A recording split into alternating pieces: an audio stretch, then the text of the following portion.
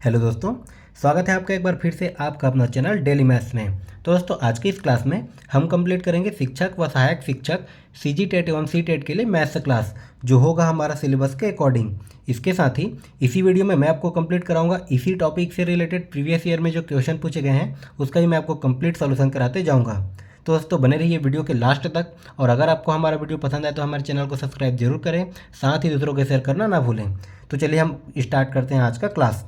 तो दोस्तों ये होगा आपका क्लास 17, ठीक है, ये होगा आपका क्लास 17। इससे पहले हमने क्लास 1 से लेके क्लास 16 तक ऑलरेडी कंप्लीट कर लिया है टॉपिक वाइज। अगर अभी तक आपने वह वीडियो नहीं देखा तो आपको डिस्क्रिप्शन बॉक्स पर उसका लिंक दे दिया जाएगा, आप वहां से जाके ज़रूर देखिए, ताकि आपका maths step by step topic wise complete हो जाए। तो देखिए आपके क्लास 17 में दिया है साधारण ब्याज। साधारण ब्याज क्या है, इससे संबंधित प्रश्नों के सूत्र, ठीक है। ये आपका शिक्षक भर्ती एवं सहायक शिक्षक भर्ती दोनों के सिलेबस में है। तो मैं आपको आज साधारण ब्याज क्या होता है मैं आपको पूरा बेसिक से बताऊंगा। ये आपकी शिक्षक भर्ती में भी और सहायक शिक्षक भर्ती दोनों में काम आएगा। तो फिर चलिए कोई देर न करते हुए हम स्टार्ट करते हैं आज का क्लास। देखिए इस टॉपिक में है आपका साधारण ब्याज और एक होता है आपका चक्रवृद्धि ब्याज। चक्रवृद्धि ब्याज जो है आपके सहायक शिक्षक भर्ती के सिलेबस में नहीं है, सहायक शिक्षक भर्ती में खाली साधारण ब्याज है। तो आज हम दोनों को समझेंगे। पहले हम देखते हैं साधारण ब्याज होता क्या है, पहले इसके कुछ इंपॉर्टेंट पॉइंट को देख लेते हैं। तो देखिए इसमें एक होता है दोस्तों मूलधन, जिसको बोला जाता है प्रिंसिपल, ठीक है, इसको बोलते हैं हम मूलधन। अब देखिए मूलधन होता क्या है। मूलधन वह है जो धन हम किसी को मान लीजिए कर्ज के रूप में दे रहे हैं या फिर किसी से हम कर्ज के रूप में ले रहे हैं, वो हो जाता है हमारा मूलधन। मान लीजिए आपने किसी को 5,000 रुपये कर्ज के रूप में दिया, ठीक है, किसी निश्चित समय के लिए 5,000 रुपये कर्ज के रूप में दिया, तो वो 5,000 जो है हो जाएगा मूलधन। अब देखिए उसके बाद इसमें एक और पॉइंट आएगा, पहले हम पॉइंट को समझ लेते हैं, उसके बाद देखेंगे फॉर्मूला, फिर उसके बाद हम करेंगे क्वेश्चन, फिर हमारा क्वेश्चन बनाने में इजी हो जाएगा। अगर हमें पॉइंट ही पता नहीं रहेगा तो फिर क्वेश्चन में हमें कन्फ्यूजन होते रहेगा, ठीक है। उसके बाद देखिए ए को बोलते हैं अमाउंट, मतलब ये होता है मिश्र धन। आप हिंदी में भी समझ सकते हैं और इंग्लिश में भी समझ सकते हैं, ठीक है।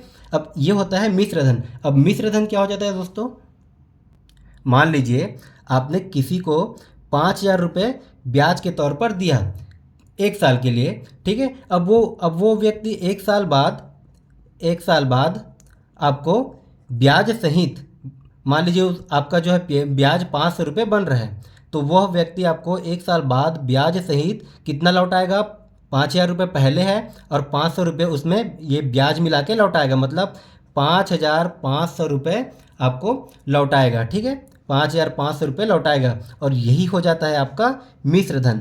तो मिश्र धन का मतलब क्या हो जाता है दोस्तों, मिश्र धन मतलब क्या होता है आपका मूलधन धन ब्याज, मूलधन धन ब्याज, ठीक है। मिश्र धन आपको समझ में आ गया। ये छोटे छोटे पॉइंट को याद रखिएगा, अगर कहीं मिश्र धन आ गया तो इसका मतलब होता है मूलधन धन ब्याज। अब देखिए उसके बाद इसमें अगला पॉइंट क्या होता है, अब इसमें आता है रेट, ठीक है, इसको हम आर से डिनोट करते हैं, इसको बोला जाता है दर। अब कुछ दर पर हम देते हैं उसको ब्याज, ठीक है, जैसे मैंने 5,000 रुपये किसी को ब्याज दिया, कितने दर पर दिया, मतलब जिस दर पर हमने कर्ज दिया, मान लो मैं उसको 5% के दर पे उसको कर्ज दिया, तो 5% का मतलब क्या हो जाएगा दोस्तों।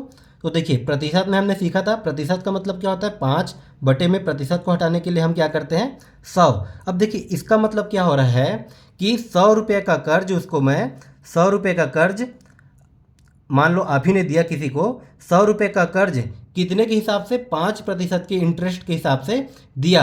तो अब वो व्यक्ति आपको जब भी लौटाएगा तो आपको 100 रुपये में 5 रुपये जोड़ के लौटाएगा, 105 रुपये आपको लौटाएगा। मान लीजिए अगर आपने 1 साल के लिए दिया तो ठीक है, तो मतलब 100 रुपया देने पर उसको 5 रुपये जो है ब्याज पड़ेगा, अगर 5% के इंटरेस्ट पे आप देते हैं तो, ठीक है, यही हो जाता है आपका दर। मान लीजिए 5% के इंटरेस्ट पे ही मान लीजिए मैं आपने उसको 200 रुपये दिया, तो अब 5% के हिसाब से वो आपको कितना लौटाएगा, तो इसमें आपको कितना ऐड करना पड़ेगा, 10 रुपये, ठीक है। मान लीजिए आपने उसको 300 रुपये दिया, तो 5% के हिसाब से इसी में आप फिर से 5 ऐड कर देंगे तो ये कितना हो जाएगा, 15 रुपये। ठीक है, तो ये हो जाता है हमारा दर। दर को हम इस प्रकार से निकालते हैं। अब देखिए इसमें चौथा पॉइंट क्या होता है, टी। टी मतलब इसको क्या बोलते हैं दोस्तों, टाइम, मतलब ये समय। ठीक है, कितने समय के लिए आपने दिया, ये हो जाता है हमारा समय। तो ये 3-4 पॉइंट होते हैं जिसको जानना जरूरी होता है। अब देखिए टाइम का एक कंसेप्ट छोटा सा याद रखिएगा। अगर आपको समय जो है दिन में दिया हो, दिन में दिया हो, मान लीजिए आपको 100 दिन का दे दिया जाए या फिर 2 दिन का समय दे दिया जाए, ठीक है, मतलब समय जो है दिन में दिया हो, तब उसको हम वर्ष में कन्वर्ट करने के लिए 300, मतलब एक साल में 365 दिन होता है, तो 365 से उसको हम डिवाइड करेंगे।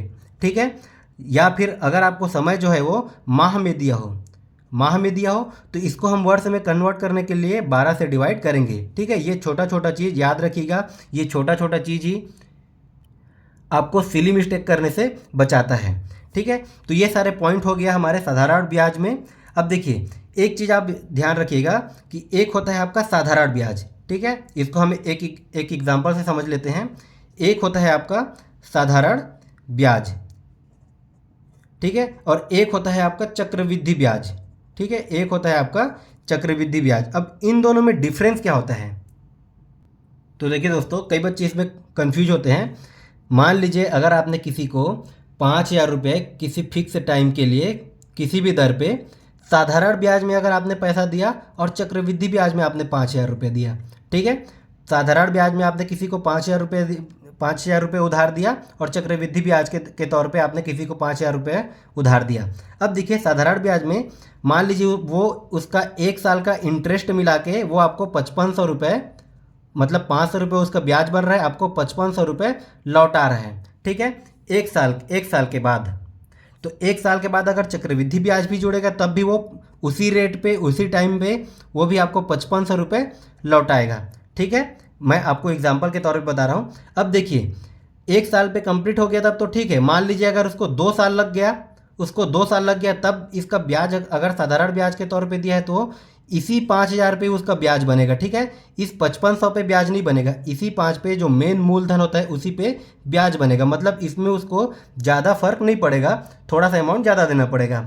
लेकिन अगर चक्रवृद्धि ब्याज पे अगर उसने आपसे उधार लिया है तो 1 साल में उसका 5500 हो गया और अगले साल में अब उसका इंटरेस्ट इस 5,000 पे ना बन के 5500 रुपये पे बनेगा। ठीक है, तो उसको जो है ज़्यादा पैसा चुकाना पड़ेगा। मान लीजिए 10 साल के लिए लिया है तो 10वें साल में वो इसी 5,000 पे 10 साल का ब्याज देगा।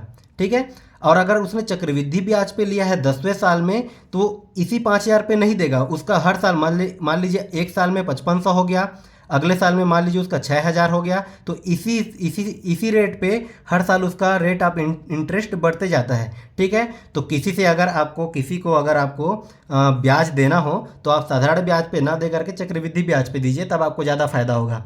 ठीक है, तो इन दोनों में डिफरेंस आपको समझ में आ गया होगा। अब देखते हैं हम दोस्तों आपका साधारण ब्याज में कुछ इंपॉर्टेंट फार्मूला होता है। बिल्कुल छोटा छोटा पॉइंट को हम देखते चलेंगे। अब देखिए, अब साधारण ब्याज का फॉर्मूला लगभग आप सभी को पता ही होगा। साधारण ब्याज बराबर क्या हो जाता है, मूलधन गुणित दर गुणित समय बटे 100। ये होता है साधारण ब्याज का फॉर्मूला। अब अगर क्वेश्चन में हमें मूलधन पूछ दिया जाए या फिर दर पूछ दिया जाए या फिर समय पूछ दिया जाए, मतलब इन सभी का फॉर्मूला क्या हो जाएगा, तो देखिए हमें सिर्फ और सिर्फ एक फार्मूला याद रखना है, सभी के फार्मूला को याद रखने की ज़रूरत नहीं है। हम इसी फार्मूला में बाकी सभी का जो है फार्मूला निकाल सकते हैं। अब मान लीजिए मूलधन अगर हमें पूछ दिया जाए तो मूलधन हम कैसे निकालेंगे, तो देखिए ब्याज हमें पता है, अगर मूलधन पूछ रहा है तब की कंडीशन में। ठीक है, तो मूलधन बराबर क्या हो जाएगा, देखिए 100 इधर भाग हो रहा है, इधर जाके गुणा हो जाएगा ब्याज के साथ, तो ब्याज गुणित 100 और मूलधन के साथ दर और समय गुणा हो रहा है, वो जो है इसके साथ इसके नीचे में आके क्या हो जाएगा, भाग हो जाएगा। तो मूलधन बराबर क्या निकल जाएगा, देखिए ब्याज गुणित 100 बटे दर गुणित समय। सभी को याद रखने की जरूरत नहीं, बस आप साधारण ब्याज का फॉर्मूला रखिए, इससे आप चाहे आपको मूलधन पूछे या फिर दर पूछे या फिर समय पूछे, आप सभी निकाल सकते हो। मान लीजिए अगर आपको दर निकालने के लिए बोल दिया जाए तो हमें फॉर्मूला याद रखने की जरूरत नहीं दर का, हमें सिर्फ साधारण ब्याज का फॉर्मूला याद रखना है, यहीं से हम दर का फॉर्मूला भी निकाल सकते हैं। तो देखिए हम दर का फॉर्मूला कैसे निकालेंगे, हमें चाहिए दर की वैल्यू। ठीक है, दर का हमें फॉर्मूला चाहिए, तो देखिए ब्याज, साधारण ब्याज को मैं लिखता हूँ ब्याज, ठीक है। और ये 100 इधर भाग हो रहा है, इधर जाके क्या हो जाएगा, गुणा। 100 जो है इधर आके गुणा हो गया। अब देखिए दर के साथ मूलधन और समय है, गुणा हो रहा है, वो इधर आके क्या हो जाएगा, भाग हो जाएगा। तो हो जाएगा मूलधन, ठीक है, और उसके बाद क्या हो जाएगा, समय। ठीक है, ये आपका निकल जाएगा दर का फॉर्मूला। ठीक इसी प्रकार अगर आपको समय पूछ दिया जाए तो हम समय का फॉर्मूला कैसे निकालेंगे, यहीं से हम समय का फॉर्मूला भी निकाल सकते हैं। तो देखिए समय बराबर क्या हो जाएगा, देखिए ये 100 जो इधर भाग हो रहा है, इधर आके गुणा हो जाएगा, तो ये समय बराबर क्या हो जाएगा, ब्याज गुणित 100।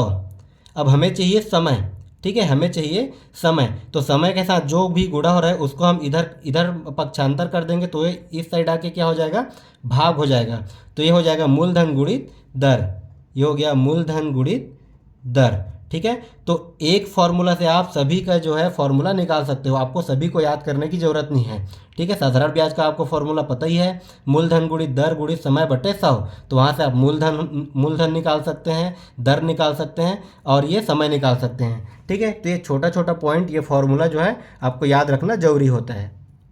तो दोस्तों उम्मीद है अब आपको ये साधारण ब्याज के सभी पॉइंट समझ में आ गए होंगे। अब आइए हम कुछ प्रैक्टिस कर लेते हैं इसी में, फिर हम उसके बाद करेंगे प्रीवियस ईयर में जो क्वेश्चन पूछे गए हैं उसका भी हम सॉल्यूशन करते जाएंगे। देखिए पहले हम एक दो क्वेश्चन प्रैक्टिस कर लेते हैं। जैसे हमारा क्वेश्चन नंबर फर्स्ट दिया है, 5,000 रुपये का 20% की दर से 3 वर्ष का साधारण ब्याज ज्ञात करें। ठीक है, अब हमें देखिए क्या दिया है, मूलधन दिया है। ठीक है, 5,000 रुपये हमें मूलधन दिया है, हमें दर दिया है और ये समय दिया है, और हमें क्या ज्ञात करना है दोस्तों, साधारण ब्याज। तो साधारण ब्याज का फॉर्मूला अभी मैंने आपको बताया था, क्या हो जाएगा, साधारण ब्याज बराबर क्या हो जाता है, मूलधन गुणित दर गुणित समय, और ये पूरे के बटे में क्या हो जाता है, 100। अब ये बटे में 100 क्यों लिखते हैं दोस्तों, क्योंकि दर जो होता है वो प्रतिशत में होता है, कितने मतलब रेट ऑफ इंटरेस्ट। ठीक है, उसको बोला जाता है रेट ऑफ इंटरेस्ट, मतलब कुछ प्रतिशत के दर पे हम उसको देते हैं। तो प्रतिशत को हटा के हम क्या लिखते हैं, बटे में 100। तो इसको डायरेक्ट लिखा जाता है फॉर्मूला में 100। ठीक है, अब देखिए इस फॉर्मूला में अगर मैं रखता हूँ तो क्या हो जाएगा, मूलधन कितना दिया है, 5,000। मूलधन कितना दिया है दोस्तों, 5,000 गुणित दर कितना दिया है, 20 गुणित समय कितना दिया है, 3, और ये बटे में क्या दिया है दोस्तों, 100। ठीक है, ये हो गया आपका 5,000 गुणित 20 गुणित 3 बटे 100। अब देखिए इसको हम कटा देते हैं, तो देखिए नीचे में 2 जीरो है और यहाँ से 2 जीरो कट गया। अब ये कितना आ गया दोस्तों, तो ये हो गया 20 तिया 60।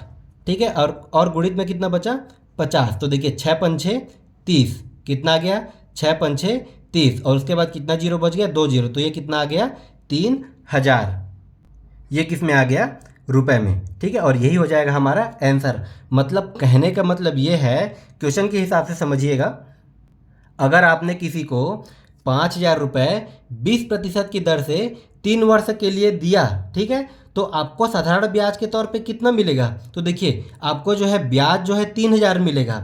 अब किसी व्यक्ति ने आपसे 5,000 रुपये लिया है 3 वर्ष के लिए और 20% की दर पे, तो वो 3 वर्ष बाद आपको कितना लौट आएगा, 3 वर्ष बाद आपको कितना लौट आएगा, तो देखिए आपका जो मूलधन है उसको तो देगा ही देगा, मतलब 5,000 तो आपको देगा ही देगा।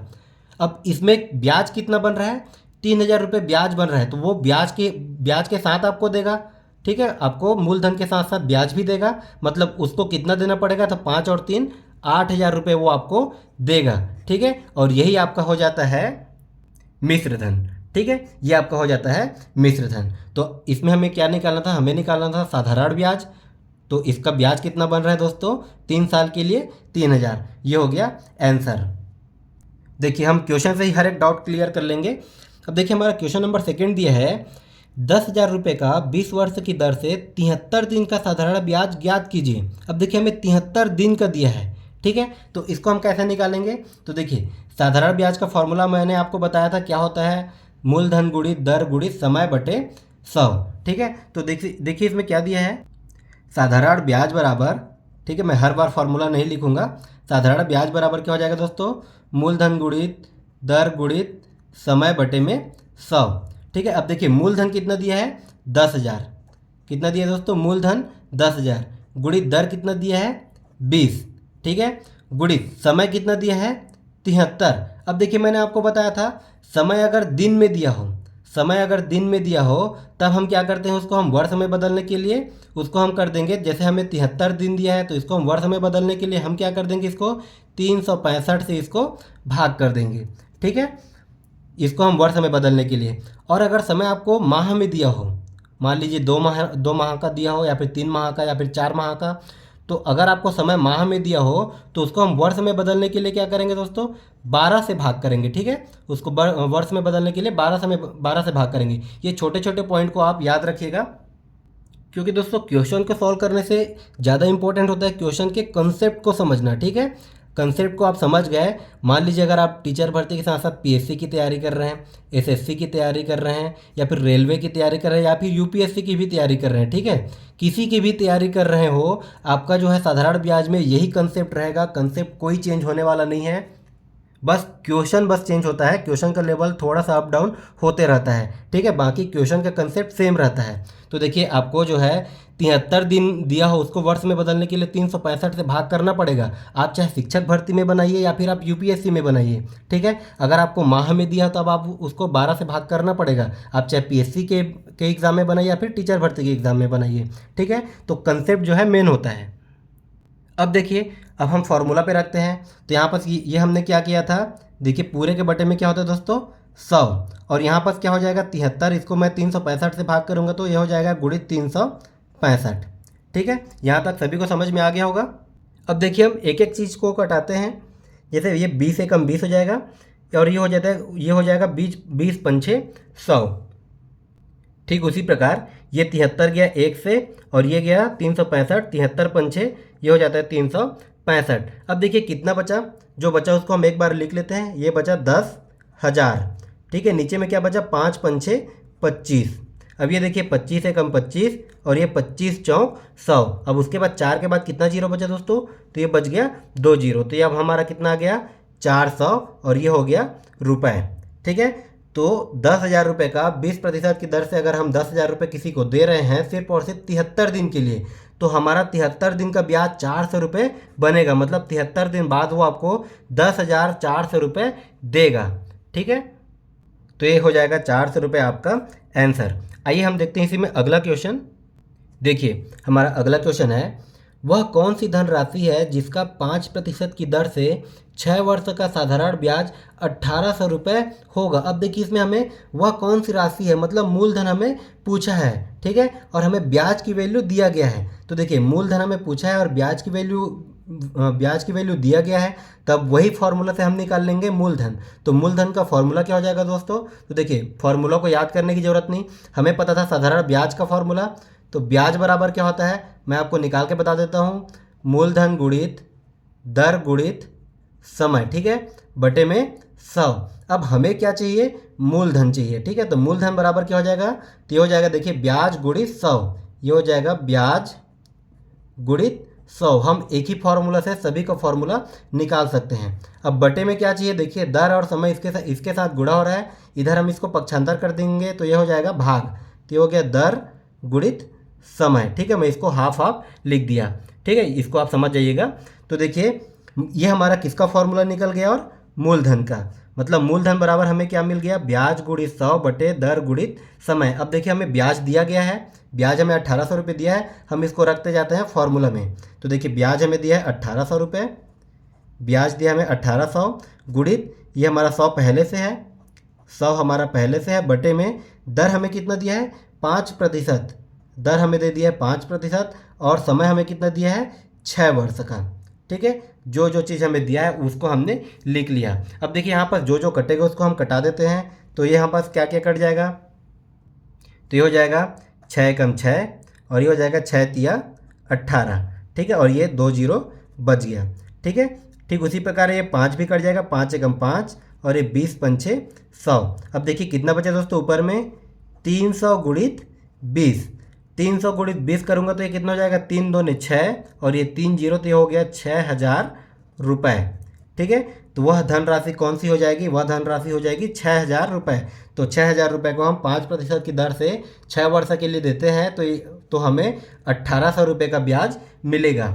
ठीक है, तो ये हो गए हमारे कुछ बेसिक वाले क्वेश्चन। अब हम देखते हैं प्रीवियस ईयर में किस प्रकार से क्वेश्चन पूछे गए हैं आपका वर्ग 3 और वर्ग 2 में। आइए हम उसको एक एक करके सॉल्व करते हैं।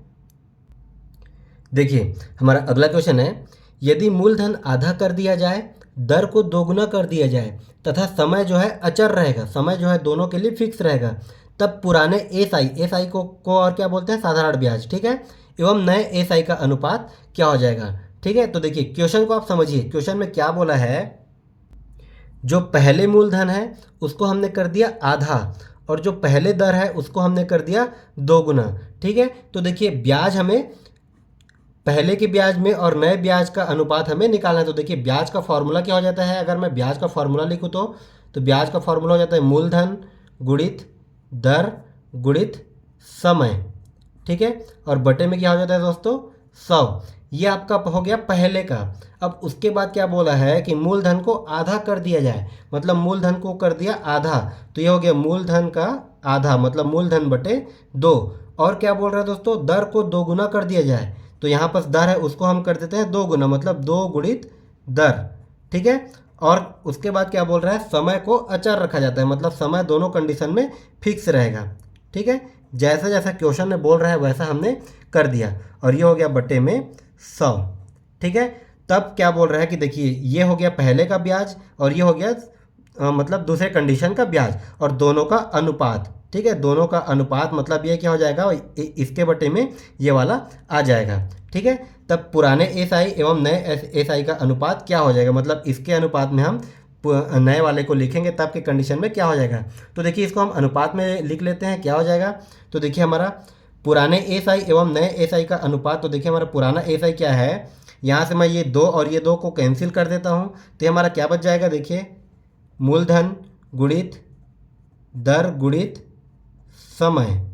ठीक है, और बटे में 100। मैं ये वाले को पहले लिख रहा हूँ अगर, तो ये देखिए 2 और 2 कैंसिल हो गया, तो मूलधन बचा गुणित दर बचा गुणित समय बचा और नीचे में क्या बचा, बटे में 100। ठीक है, अब इसके बटे में अनुपात का मतलब वही होता है बटा, इस पूरे के बटे में क्या हो जाएगा दोस्तों, नए वाले का। ठीक है, नए वाले ब्याज का जो है उसको हम लिख लेते हैं। तो देखिए नए वाला क्या है, हमारा मूलधन है गुणित दर है गुणित समय है और ये बटे में क्या हो गया, 100। और यही हमें निकालना था, दोनों का अनुपात निकालना था। तो देखिए मूलधन को हमने आधा कर दिया और दर को दोगुना कर दिया, तो यहाँ से 2 और 2 कैंसिल हो गया, तो ये तो हमारा समान आ गया, मूलधन गुणित दर गुणित समय बटे 100, और ये भी आ गया मूलधन गुणित दर गुणित समय बटे 100, मतलब ये वाला जो है एक दूसरे से कट गया। तब की कंडीशन में हमारा अनुपात क्या आ गया दोस्तों, इसके जगह में क्या बचा 1 और इसके जगह में क्या बचा 1, मतलब 1/1, मतलब कितना आ गया 1:1, और यही हमें पूछा था। यह आ गया हमारा ऑप्शन नंबर बी। बस हमें कुछ नहीं करना है, जैसा क्वेश्चन में बोल रहा है हमने वैसा किया और हमारा ये आंसर आ गया। बहुत ही आसान क्वेश्चन था, ये आपका सीजी टेट 2016 पेपर 1 में पूछा भी गया था। आइए हम देखते हैं अगला क्वेश्चन क्या दिया है। तो देखिए इस क्वेश्चन को जब मैं छांट रहा था तब इस क्वेश्चन को मैं 3 से 4 बार पढ़ा। क्यों पढ़ा, क्योंकि ये क्वेश्चन आपका सीजी टेट 2021 और सीजी टेट 2022 में रिपीट हुआ है। ठीक है, same question A to Z आपका 21 और 22 सीजी टेट में रिपीट हुआ है। अब देखिए क्वेश्चन क्या है, 450 रुपये राशि पर 4.5% वार्षिक दर से साधारण ब्याज द्वारा ₹81 प्राप्त करने के लिए कितना समय लगेगा। ठीक है, इसमें हमें क्या पूछा है, कितना समय, मतलब ये हमें पूछा गया है टाइम। देखिए कितना आसान सा क्वेश्चन है और ये आपका सेम टू सेम लगातार वर्ष में भी रिपीट हुआ है। ठीक है, 2021 और 2022 में रिपीट हुआ है। अब देखिए क्या क्या दिया दोस्तों, इसमें हमें दिया है ₹450, मतलब ये है हमारा मूलधन, 4.5% वार्षिक दर पे, ये हो गया हमारा दर। ठीक है, ये हमारा बोल रहा है दर। अब उसके बाद क्या बोल रहा है, ₹81, ये हमें दिया है ब्याज। ठीक है, इतना रुपये प्राप्त हो रहा है, मतलब ये हो गया हमारा ब्याज, और इसमें हमें निकालना क्या है, समय। ठीक है, कितना समय के लिए, तो देखिए समय निकालने का फॉर्मूला क्या हो जाएगा, एक ही फॉर्मूला से हम सभी फॉर्मूला को कैसे निकालेंगे। देखिए ब्याज बराबर हो जाता है, ब्याज बराबर मैंने आपको बताया था मूलधन गुणित दर गुणित समय बटे में 100, और यही समय हमें निकालना है। तो देखिए समय अगर मैं निकालता हूँ तो क्या हो जाएगा दोस्तों, समय बराबर हो जाएगा, देखिए ब्याज गुणित 100, ब्याज गुणित 100। ये अगर आपने एक बार सीख लिया तो आपको ऐसे बार बार लिखने की ज़रूरत नहीं है। ठीक है। ये हो गया आपका ब्याज गुणित 100। अब बटे समय के साथ जो जो गुणा हो रहा है वो हो जाएगा, इस साइड पक्षांतर करेंगे तो भाग। तो ये हो गया मूलधन गुणित दर। ठीक है, यहाँ पर हमने सिर्फ और सिर्फ ट्रांसफ़र किया, हमने किया पक्षांतर। ठीक है, बाकी हमारा जो फॉर्मूला वही है, यहीं से हमने सभी का फॉर्मूला निकाल लिया। तो ये हमें समय का फॉर्मूला हमें मिल गया। अब देखिए क्या क्या दिया है, ब्याज हमें दिया गया है। ब्याज कितना दिया है? 81 रुपये। जो जो दिया है उसको हम लिख लेते हैं। ब्याज कितना दिया दोस्तों? 81 रुपये। गुणित कितना है हमारा? 100। उसके बाद क्या दिया है देखिए, मूलधन कितना दिया है? 450 रुपये। ठीक है, मूलधन क्या दिया है? 450 रुपये। और गुणा में कितना हो जाएगा? दर कितना दिया है? 4.5। तो देखिए 4.5 को हम और किस प्रकार से लिख सकते हैं? इसको मैंने आपको बताया था भिन्न में। इसको हम लिखेंगे 45/10। दशमलव की जगह में 1, उसके बाद जितना संख्या होता है उतना हम कर देते हैं 0। तो इसको हम लिख सकते हैं 45/10। तो देखिए 450 गुणित 45/10। ठीक है, अब इसको हम सॉल्व करेंगे, फिर हमारा निकल के आ जाएगा आंसर। अब देखिए जो जो कट रहा है उसको हम कटा देंगे। तो देखिए 1 0 से 1 0 कट गया। ठीक है, 1 0 से 1 0 कट गया। तो यहाँ पर और क्या क्या बचा? देखिए 81 गुणित 100 अपॉन में क्या बचा? बटे में बचा 45 गुणित 45। ठीक है, ये बचा 45 गुणित 45। अब यहाँ पर फिर से जो जो कट रहा है उसको हम कटा देते हैं। तो देखिए ये हो जाएगा 5 निया 45 और ये हो जाएगा 20 पंचे 100। ठीक है, अब देखिए 9 से फिर से कटेगा, 9 एकम 9 और ये हो जाएगा 9 निया 81। एक बार मैं इसको लिख लेता हूँ, ऊपर में क्या बचा? 9 गुणित 20 और नीचे में क्या बचा दोस्तों? 45।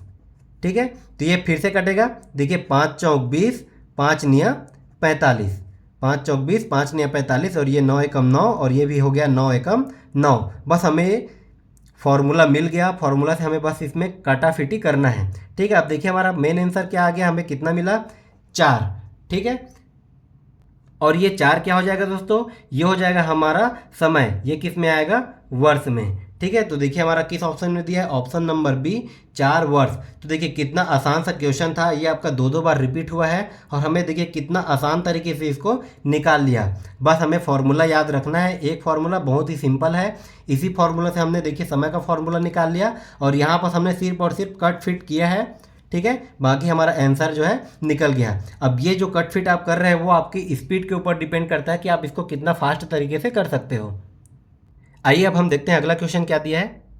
तो देखिए हमारा अगला क्वेश्चन है, किसी एक रकम का 7 साल बाद साधारण ब्याज रुपये 1750 हो जाता है। यदि साधारण ब्याज 20% अधिक हो तो कितना अधिक ब्याज उस रकम पर प्राप्त होगा? ठीक है, अब देखिए इसमें हमें दिया क्या है कि किसी एक रकम पर, अब मान लीजिए वो कोई रकम हम उसको मान लेते हैं x। अब क्या बोल रहा है कि 7 साल बाद उसका साधारण ब्याज कितना बन रहा है? 7 साल बाद उसका ब्याज बन रहा है 1750 रुपये। हमें रकम नहीं पता, लेकिन 7 साल बाद उसका ब्याज जो है 1750 रुपये बन रहा है। और ये 1750 रुपये इससे कितना अधिक है? 20% अधिक है। तो देखिए किससे 20% अधिक है ये हमें पता नहीं है। ठीक है, अब हमें निकालना है यहाँ पास मूलधन। अब मूलधन निकालने के लिए हमें दर की ज़रूरत पड़ेगी और हमें यहाँ पास दर जो है कहीं पर दिया नहीं है। ठीक है, हमें दर भी नहीं दिया गया है और मूलधन भी नहीं दिया है। ठीक है, तो कहीं ना कहीं इसमें हमें डाटा जो है इनसफिशिएंट है। तो इसका आंसर क्या हो जाएगा? ज्ञात नहीं किया जा सकता। ठीक है, देखिए इसमें दर भी नहीं दिया है और मूलधन भी नहीं दिया है। अगर मूलधन दिया रहता तो हम दर के हिसाब से निकाल लेते। और अगर मान लीजिए मैंने मूलधन को x मान लिया और उसमें मैं 20% एक्स्ट्रा, अब 20% एक्स्ट्रा करूंगा तो वो मैं किस दर पे करूंगा ये भी हमें नहीं पता। ठीक है, क्योंकि साधारण ब्याज 20% अधिक है। अब किस दर पे अधिक है ये भी हमें नहीं दिया गया है। तो इसमें कहीं ना कहीं डाटा इनसफिशिएंट है। तो इसमें इसका आंसर क्या हो जाएगा? ज्ञात नहीं किया जा सकता। ठीक है, ये आपका CG टेट 2019 में पूछा गया था। अब आइए देखते हैं हम अगला क्वेश्चन क्या होगा। देखिए हमारा अगला क्वेश्चन है, एक राशि को 5% साधारण ब्याज पर 4 साल के लिए निवेश करने पर 504 रुपये प्राप्त होते हैं। यदि उस राशि को 10% साधारण ब्याज पर 2/1/2 वर्ष के लिए निवेश करने पर कितनी वृद्धि होगी? मतलब देखिए क्वेश्चन को पहले समझिए कि क्वेश्चन बोल क्या रहा है। एक कोई राशि है, उसको 5% अगर हम उसको 5% साधारण ब्याज पर देते हैं 4 साल के लिए, तो हमें कितना मिलता है? 504 रुपये। मतलब ये 504 क्या हो गया? ये हो गया आपका मिश्र धन। ठीक है, ये हो गया आपका मिश्र धन। मिश्र धन कितना हो गया? 504 रुपये। ठीक है, देखिए पहले क्वेश्चन में दिया क्या है उसको हम समझ लेते हैं। अब देखिए इसमें हमें मूलधन निकालना है, मूलधन हमें ज्ञात करना है। ठीक है, वह राशि हमें ज्ञात करना है, मतलब मूलधन हमें ज्ञात करना है और ये मिश्र धन हमें दिया गया है। तो देखिए मिश्र धन बराबर क्या होता है दोस्तों? मिश्र धन बराबर मैंने अभी आपको बताया था, मिश्र धन बराबर क्या होता है? मूलधन, मैं इसको हाफ हाफ में लिख रहा हूँ, आप इसको समझ जाइएगा। ठीक है, मूलधन, धन क्या होता है? ब्याज। ठीक है, मूलधन धन होता है ब्याज, मतलब मूलधन और ब्याज को हम जोड़ते हैं तब हमारा निकल के आता है मिश्र धन। तो मूलधन हमें निकालना है और देखिए हमें ब्याज, तो ब्याज का फॉर्मूला क्या हो जाता है? तो ब्याज बराबर हो जाता है मूलधन गुणित दर गुणित समय, और ये हो जाएगा बटे में 100। ठीक है, तो देखिए मिश्र धन बराबर क्या हो गया? मूलधन धन, ये हो गया हमारा ब्याज का फॉर्मूला। अब देखिए क्वेश्चन को बस आप समझिए, क्वेश्चन में हमें, इस क्वेश्चन में हमें कुछ नहीं करना है, बस एक राशि है उसको हम एक बार 5% ब्याज के दर पे 4 साल के लिए रखेंगे, फिर हमें जो राशि मिलेगा उसी राशि को अगली बार 10% के ब्याज की दर पे 2/1/2 वर्ष के लिए रखेंगे, उसी राशि को 2 बार इसी फॉर्मूला में रखेंगे। ठीक है, फिर हमारा आंसर निकल के आ जाएगा। तो देखिए मिश्र धन बराबर क्या हो जाएगा? तो मूलधन हमें पता नहीं है, मूलधन को मैं मान लेता हूँ x। ठीक है, तो ये हो जाएगा x धन x, और उसके बाद क्या हो जाएगा दोस्तों? गुणित, अब देखिए दर, पहले में दर कितना दिया है? 5%, 5 गुणित समय कितना दिया है? 4, और ये हो जाएगा बटे में 100। ठीक है, अब देखिए यहाँ से अगर मैं 100 को सॉल्व करता हूँ तो यहाँ पर भिन्नों का जोड़ घटाव गुणा भाग मैंने आपको बताया था, तो हो जाएगा, देखिए इसके बटे में कुछ नहीं, मतलब बटे में 1 है। तो इन दोनों का अगर मैं एलसीएम लेता हूँ दोस्तों, तो ये कितना हो जाएगा? 100। दोनों का एलसीएम लिया तो ये हो गया 100। अब 100 जो है x के साथ गुणा हो जाएगा, तो ये कितना होगा? 100x। ठीक है, धन, अब इधर कितना बचा? 5 चौक 20x। ठीक है, यहाँ पर मैंने कुछ नहीं किया, सिर्फ और सिर्फ भिन्न का जोड़ घटा किया। ये किसके बराबर में निकल के आ गया? ये निकल के आ गया मिश्र धन के बराबर में। ये वाले स्टेप को मैंने सिर्फ और सिर्फ सॉल्व किया।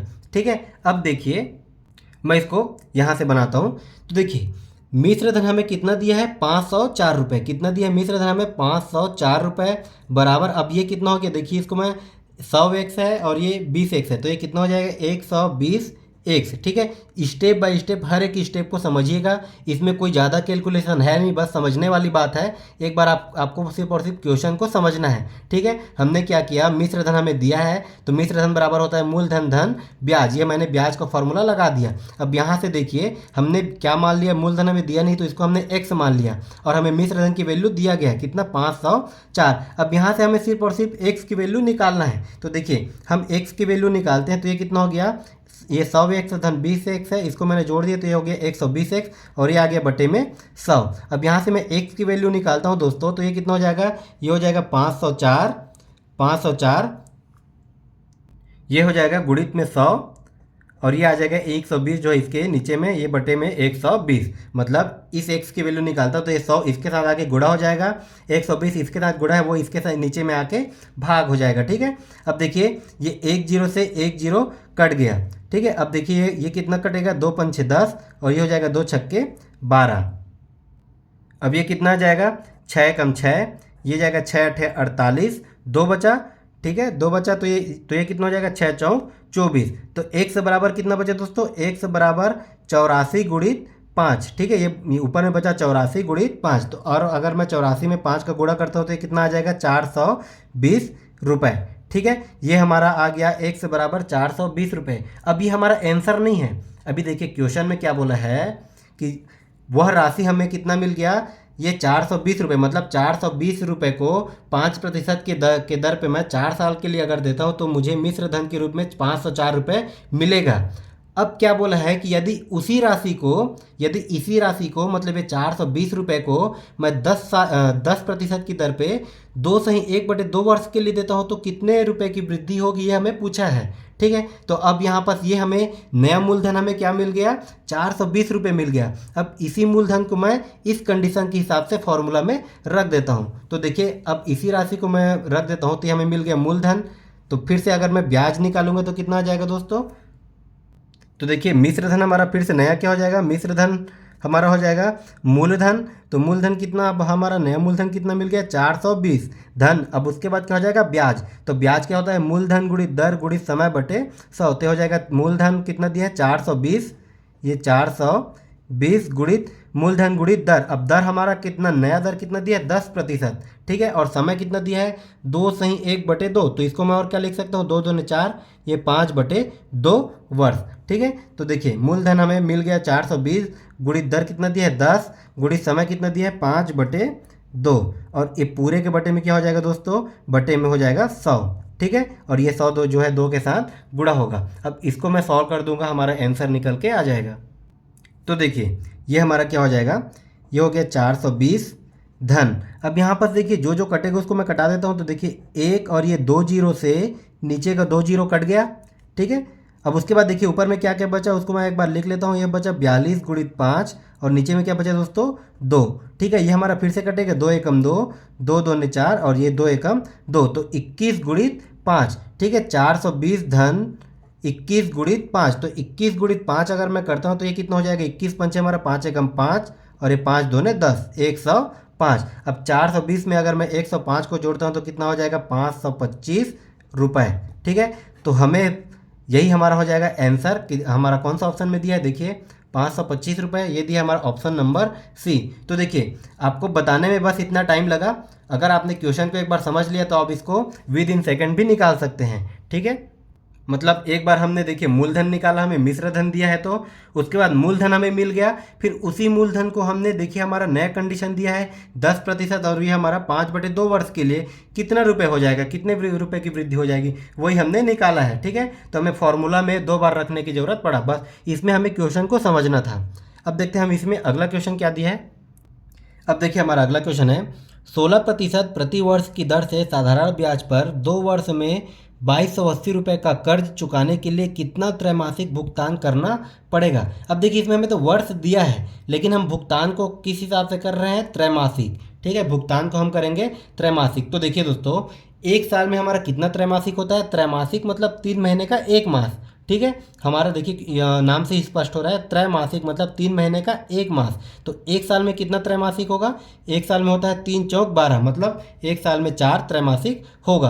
अब देखिए इसमें कितने वर्ष के लिए बोल रहा है, 2 वर्ष के लिए बोल रहा है। तो एक साल में अगर 4 त्रैमासिक होता है तो 2 साल में कितना त्रैमासिक हो जाएगा, तो 2 साल में हो जाएगा 8 त्रैमासिक, ठीक है, 8 त्रैमासिक, ठीक है। इस चीज़ को आप याद रखिएगा। अब देखिए क्वेश्चन में क्या बोल रहा है, कितने की दर पे, 16% प्रति वर्ष की दर पे, ठीक है। हर वर्ष जो है 16% की दर पे, मतलब 16% की दर पे, तो ये प्रति वर्ष पे दिया है तो हम दर को भी हम 4 से भाग करेंगे, दर को भी हम 4 से भाग करेंगे तो 16% मतलब 16/4, तो ये हमारा दर कितना निकल के आ जाएगा 4%, ठीक है, क्योंकि हम निकाल रहे हैं त्रैमासिक। अब देखिए दोस्तों इसमें एक फॉर्मूला याद रखिएगा, ध्यान से सुनिएगा। अगर 8% वार्षिक साधारण ब्याज की दर पर लिया गया मिश्र धन रुपए की ऋण को अगर टी वर्ष में चुकाने का अगर कंडीशन रहता है, तब के कंडीशन में हमारा फॉर्मूला क्या हो जाता है, हमारा होता है 100 ए मतलब याद रखिएगा मिश्र धन, ठीक है। ए मतलब याद रखिएगा मिश्र धन, बटे में क्या हो जाएगा दोस्तों हमारा 100T प्लस RT, आर आपका है दर, टी है आपका समय, और ये हो जाता है T-1 और ये बटे में क्या हो जाएगा, बटे में हो जाएगा आपका 2, ठीक है। तो इस फॉर्मूला को याद रखिएगा कब के कंडीशन में, तो यहाँ पर देखिए दर प्रति वर्ष मतलब 8% वार्षिक साधारण ब्याज की दर पर, ठीक है, किसी समय के लिए अगर मिश्र धन जो है आपका किसी समय के लिए लिया गया हो, तब उसको हम जब चुकाएंगे, उसको चुकाने का जो है किस्त क्या हो जाएगा हमारा 100A बटे में 100T प्लस RT और ये T-1/2,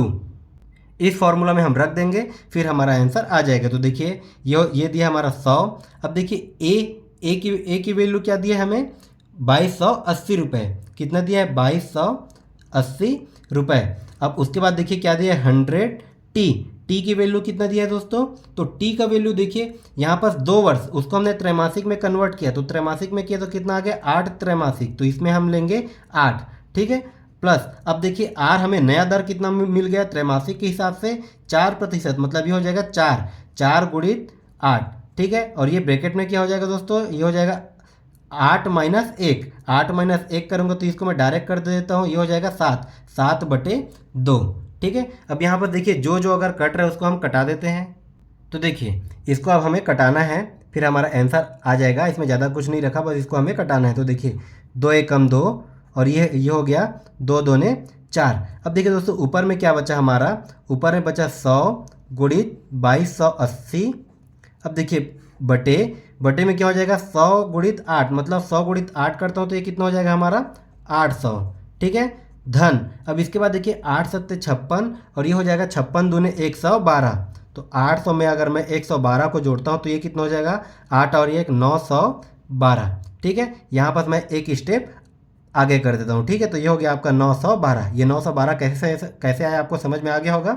ठीक है। इसको मैंने कटा दिया तो देखिए ऊपर को मैंने एज इट इज लिख दिया। ये हो गया 100 गुणित 8 तो ये हो गया 800। उसके बाद 8 7 56 दूने 112, तो 800 में मैं 112 को जोड़ता हूँ तो हमारा आ गया 912। अब यहाँ से हम इसको कटा देते हैं। देखिए अब इसको आप ध्यान से कटाइएगा। इसको मैं अगर कटाता हूँ 4 से, ठीक है, तो ये हो जाएगा 4 दूने 8, 1 बचा। ठीक है। ये फिर से 4 दूने 8, उसके बाद कितना बचा 3 बचा, तो ये हो जाएगा 4 अट्ठे 32। ये कितना हो जाएगा 4 अट्ठे 32। ये हो गया पूरा कट गया। ठीक इसी प्रकार मैं इसको भी 4 से कटाता हूँ तो ये कितना हो जाएगा, तो देखिए 4 पंछे 20, कितना बचा 2 बचा। अब ये हो गया 28। अब 28 को अगर मैं कटाता हूँ तो ये 4 सत्ते 28। ठीक है। पूरा कट गया और ये 0 का 0। एक बार मैं इसको लिख लेता हूँ ताकि आपको समझ में आए। तो देखिए ऊपर में क्या बचा 100 गुणित 570, बटे में नीचे में क्या बचा दोस्तों 228। अब इसको मैं फिर से कटाता हूँ तो देखिए ये हमारा फिर से कटेगा। इसको अगर मैं 2 से कटाता हूँ तो देखिए 2 1 2, 2 1 2, 2 चौक 8। ठीक है। इसको भी मैं 2 से कटा देता हूँ तो ये कितना हो जाएगा 2 दूने 4, 1 बचा, ये 2 अट्ठे 16, फिर से 1 बचा, 2 पंछे 10, तो ये बच गया 285 और ये आ गया 114। ठीक है। तो देखिए अब क्या बचे, अब इसको मैं चाहूँ तो एक बार और कटा लेता हूँ। ये हो जाएगा 2 पंछे 10 और ये 2 दूने 4। ठीक है। 2 पंछे 10, 1 बचा, 2 सत्ते 14 हो जाएगा ये। तो ये आ गया आपका 57 और ये हो गया कितने बार में गया 50 बार में। अब देखिए ऊपर में क्या बचा दोस्तों 50 गुणित 285, बटे में क्या बचा 57। ठीक है। 50 गुणित 285 बटे 57। तो यहाँ पर देखिए 57, ये एक बार, और 57 को अगर आप 5 से गुणा करिएगा तो आपका आ जाएगा 285। अभी ऊपर में क्या बचा 50 गुणित 5, मतलब 5 पंछे 25, कितना आ गया 5 पंछे 25, ये आ गया आपका 250। ठीक है। ये आपका 250 रुपये और यही हो जाएगा हमारा आंसर। ये आ गया आपका ऑप्शन नंबर बी। तो देखिए इस कंडीशन में अगर आपका क्वेश्चन दिया हो तो आपको ये फॉर्मूला याद रखना है, फिर बाकी आपका सिर्फ और सिर्फ कैलकुलेशन है। ठीक है। इसमें हमने सिर्फ काटाफीटी किया है और ये हमारा आंसर निकल के आ गया। अब देखिए हमारा अगला क्वेश्चन है आपका सीजी टेट 2017 पेपर 2 में पूछा गया है। तो इस क्वेश्चन को हम कैसे बनाएंगे, दिया है एक धनराशि साधारण ब्याज की दर से 10 वर्षों में 4 गुना हो जाती है, तो ब्याज की दर ज्ञात कीजिए। अब देखिए इसमें हमें निकालना है ब्याज। ठीक है। हमें निकालना है ब्याज और उसके बाद क्या बोल रहा है एक धनराशि, मतलब धनराशि भी हमें पता नहीं है। ठीक है। हमें धनराशि भी पता नहीं है, हमें धनराशि ही पता नहीं है और निकालना है हमें ब्याज। ठीक है। तब हम क्या करेंगे, तो देखिए साधारण ब्याज बराबर फॉर्मूला क्या होता है, साधारण ब्याज का फॉर्मूला क्या होता है दोस्तों, तो होता है मूलधन। ठीक है। ये होता है मूलधन गुणित दर गुणित समय बटे में 100। अब देखिए हमें ब्याज भी नहीं पता और धनराशि भी नहीं पता। ठीक है। हमें ब्याज भी नहीं पता और धनराशि भी नहीं पता, तो देखिए हमें धनराशि को कुछ भी एज्यूम करके चलना पड़ेगा। तो देखिए धनराशि को हम क्या माने, तो कोई भी राशि अपने आप में 100% होता है। तो मैं मान लेता हूँ धनराशि को 100%। ठीक है। मैं मान लेता हूँ धनराशि को 100। अब इसी के हिसाब से हम ब्याज निकालते हैं। तो ये धनराशि को अगर मैं 100 माना तो ये धनराशि ही क्या हो जाएगा, मूलधन हो जाएगा। मतलब मूलधन को मैं मान लेता हूँ 100। ठीक है। तो ये 100 गुणित दर गुणित समय और ये बटे में क्या है दोस्तों 100, तो ये 100 से 100 कैंसिल हो गया। ठीक है। तो देखिए आपका साधारण ब्याज बराबर क्या निकल के आ जाएगा, साधारण ब्याज बराबर क्या निकल के आया दोस्तों, तो देखिए दर हमें निकालना है। ठीक है। दर हमें दिया नहीं है तो दर को मैं मान लेता हूँ x। ठीक है। दर को मैं मान लेता हूँ x और समय कितना दिया है 10 वर्षों में, तो ये हो गया हमारा 10। तो साधारण ब्याज क्या निकल के आ गया हमारा 10x। ठीक है। अब देखिए क्वेश्चन को समझिएगा। क्वेश्चन में क्या बोला है कि जो है 10 वर्ष में वह राशि 4 गुना हो जाता है। हमने क्या माना था, राशि को 100 रुपये माना था, ठीक है। और वो 10 साल में कितना हो रहा है दोस्तों, 4 गुना, मतलब ये 100 से 400 रुपये हो रहा है, ठीक है। तो ये 400 रुपये क्या हो गया, यही आपका हो गया मिश्र धन। तो मिश्र धन बराबर क्या होता है, मिश्र धन कितना हो गया आपका 400 रुपये। तो मिश्र धन बराबर क्या होता है, मूलधन धन ब्याज। तो देखिए मूलधन आपका कितना है, अगर मिश्र धन आपका 400 रुपये हो गया तो मूलधन आपका कितना हो जाएगा 100 रुपये। ये हो गया 100 धन ब्याज, ब्याज कितना आ गया आपका 10x, ठीक है।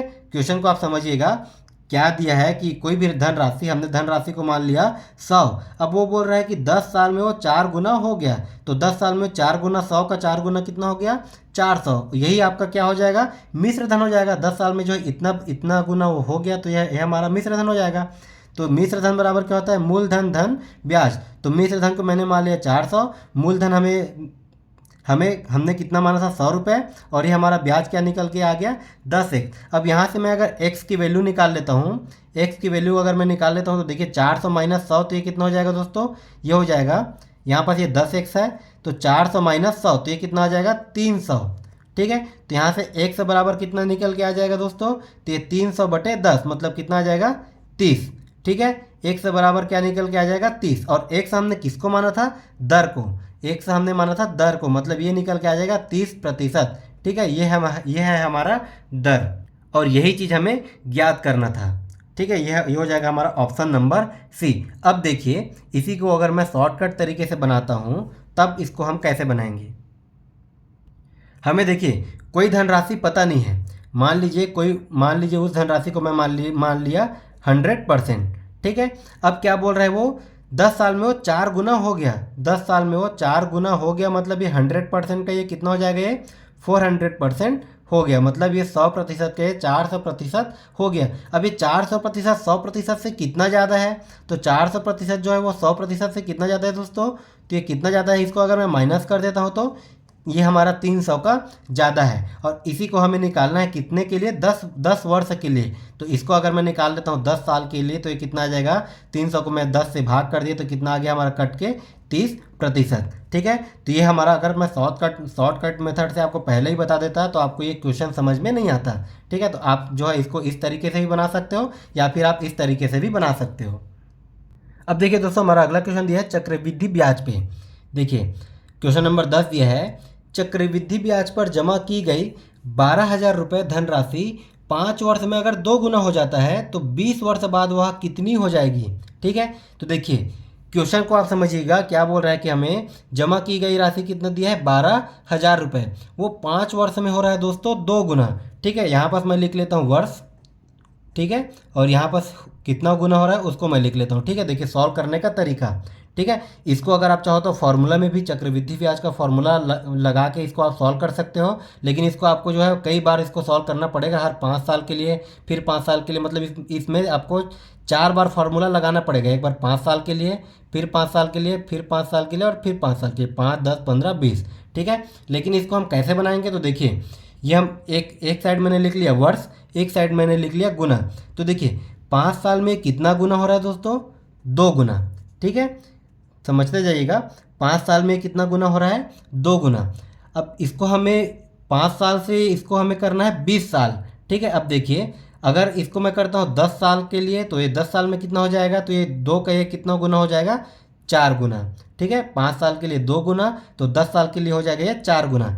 ठीक उसी प्रकार अगर इसको मैं 15 साल के लिए लेता हूँ तो ये कितना हो जाएगा, तो ये 4 से कितना हो जाएगा ये 8 गुना, ठीक है। हर 5 साल में ये डबल होते जा रहा है। अब देखिए 15 साल के बाद अगर मैं इसको 20 साल के लिए लेता हूँ तो ये गुना कितना हो जाएगा, 8 दूने 16 गुना, ठीक है। और यही चीज़ हमें पूछा है कि 20 साल बाद वह कितना गुना हो जाएगा। अगर हमें पूछता कि 20 साल बाद वह कितना गुना हो जाता, तो 20 साल बाद वह 16 गुना हो जाता।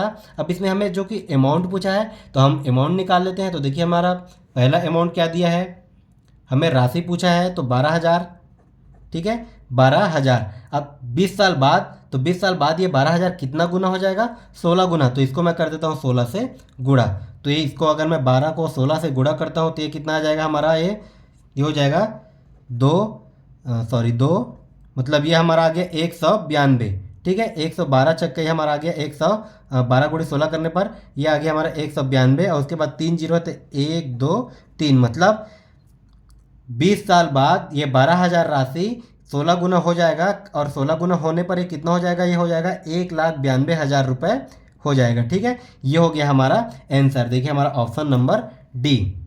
ठीक है, तो इस प्रकार के क्वेश्चन को हम इस तरीके से भी बना सकते हैं। अगर आपको यह तरीका पसंद नहीं आया हो तो आप इसको फार्मूला लगा के आप 3 से 4 बार फार्मूला लगाइएगा, आपका आंसर आ जाएगा। लेकिन फार्मूला लगाने में आपको काफ़ी टाइम लग जाएगा। अब देखिए दोस्तों, एक कंसेप्ट समझिएगा। यदि चक्रवृद्धि ब्याज CI और साधारण ब्याज SI दिया हो, ठीक है, हमें चक्रवृद्धि ब्याज भी दिया हो और साधारण ब्याज भी दिया हो और हमें अगर दर निकालना हो, ठीक है, तब की कंडीशन में दर का फॉर्मूला क्या हो जाएगा, इसमें एक फॉर्मूला होगा। तो देखिए दर बराबर क्या हो जाएगा दोस्तों, तो दर बराबर CI मतलब क्या होता है, चक्रवृद्धि ब्याज, CI माइनस SI, ठीक है, बटे में क्या हो जाएगा, ये हो जाएगा आपका SI का आधा, हाफ इंटू SI। ठीक है, और चूँकि प्रतिशत में लाना है तो इसको हम कर देते हैं 100 से गुणा। ठीक है, तो देखिए अगर हमें दर पूछा जाए और हमें चक्रवृद्धि ब्याज और साधारण ब्याज दिया हो, तब की कंडीशन में दर का फॉर्मूला हो जाता है आपका CI मतलब चक्रवृद्धि ब्याज माइनस साधारण ब्याज बटे साधारण ब्याज का आधा मतलब हाफ इंटू SI गुणित प्रतिशत। ये हमारा हो जाता है फार्मूला। इस फार्मूला को आप याद रखिएगा, नोट करके रखिएगा। अब देखते हैं हमारा क्वेश्चन क्या दिया है। देखिए क्वेश्चन नंबर 11 दिया है, किसी राशि का 2 वर्ष का चक्रवृद्धि ब्याज ₹328 तथा साधारण ब्याज ₹320 है, तो ब्याज की दर ज्ञात कीजिए। ठीक है, हमें निकालना है ब्याज की दर। हमें दिया है चक्रवृद्धि ब्याज ₹328 और साधारण ब्याज ₹320। तो अभी मैंने आपको क्या बताया दोस्तों, दर बराबर ये होता है आपको चक्रवृद्धि ब्याज मतलब CI माइनस साधारण ब्याज मतलब SI। ठीक है, कंपाउंड इंटरेस्ट बोलते हैं इसको और इसको बोलते हैं सिंपल इंटरेस्ट। ठीक है, और बटे में क्या हो जाएगा आपका सिंपल इंटरेस्ट का साधारण ब्याज का आधा मतलब हाफ इंटू SI और ये हो जाएगा आपका गुणा में 100। ठीक है, ये होता है हमारा फॉर्मूला। अब देखिए CI आपका कितना दिया है, तो ये आपका दिया है 328, ये दिया है आपका 328 माइनस साधारण ब्याज कितना दिया है दोस्तों, ये दिया है आपका 320 बटे हाफ इंटू SI कितना दिया है आपका 320 और ये गुणा में 100। तो देखिए यहाँ पर मैं 320 का अगर आधा कर देता हूँ तो ये कितना हो जाएगा, मतलब इसको मैंने कटा दिया तो ये कितना हो गया दोस्तों 160। ठीक है, 16 दूने 32। ठीक है, अब देखिए 328 में से 320 को अगर मैंने माइनस किया तो कितना आ जाएगा, हमारा आ जाएगा, ये आ जाएगा 8 और बटे में क्या बचा देखिए 160 और ये क्या बचा गुणित में 100। ठीक है, अब यहाँ पर देखिए 1 0 से 1 0 कट गया, ये हो गया 8 एकम 8, 8 दूने 16। अब ऊपर में क्या बचा दोस्तों, ऊपर में बचा 10, नीचे में क्या बचा 2, तो हो गया 2 एकम 2, 2 पंछे 10। हमारा क्या निकल गया, दर 5%। ठीक है, और यही हो जाएगा हमारा आंसर। ठीक है, ये देखिए हमारा दर निकल गया 5%, ऑप्शन नंबर A।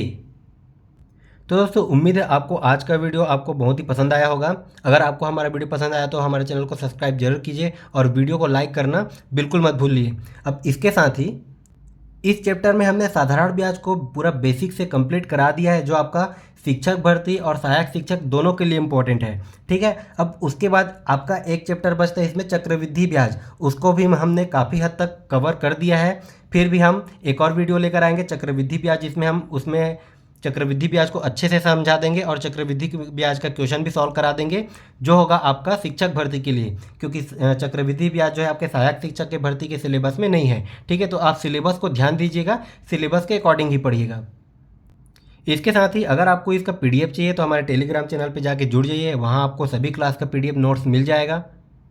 तो दोस्तों मिलते हैं फिर अगले वीडियो में, तब तक के लिए स्वस्थ रहिए, मस्त रहिए।